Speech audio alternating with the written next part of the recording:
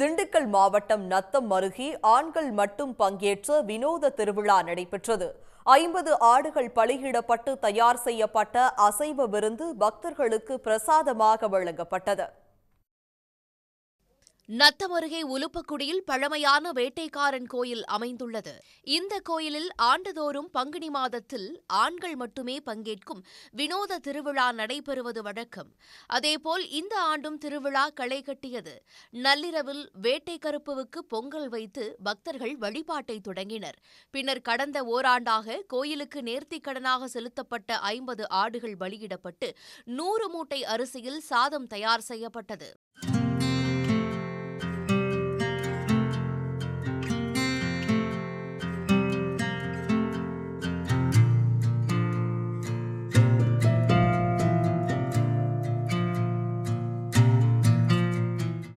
100 அண்டாக்களில் தயார் செய்யப்பட்ட கறி குழம்பும் சாதமும் வேட்டைக்கார கருப்புக்கு படையலிட்டு வழிபாடு நடத்தப்பட்டது.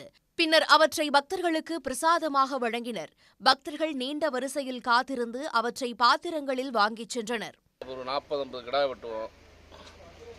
எல்லாம் அரிசி, சோளம், கம்பு அனைத்து தானியங்களும் போட்டு சமைச்சு காலையில் சர்வீஸ் பண்ணுவோம். சாமிக்கு முக்கியமானது படையல் பண்ணுவோம். முக்கியமான கிடாயில் இருக்க முக்கியமான ஐட்டம் ஈரல், குளக்காய் இது மாதிரி எடுத்து சாமி படையல் பண்ணுவோம். இதில் கிட்டத்தட்ட ஒரு 3000 பேர் கலந்துக்குவாங்க. சிறப்பாக அன்னதானம் இதுவரை முடிஞ்சிருக்கு. நத்தம், புன்னாப்பட்டி, காட்டுவேலம்பட்டி, முளையூர், வேலாயுதம்பட்டி, குட்டூர் சுற்றுவட்டார கிராமங்களைச் சேர்ந்த 3000த்திற்கும் மேற்பட்ட ஆண்கள் இந்த திருவிழாவில் பங்கேற்றனர். உடனுக்குடன் செய்திகளை தெரிந்து கொள்ள சன் நியூஸ் பெல் ஐகானை கிளிக் பண்ணுங்க.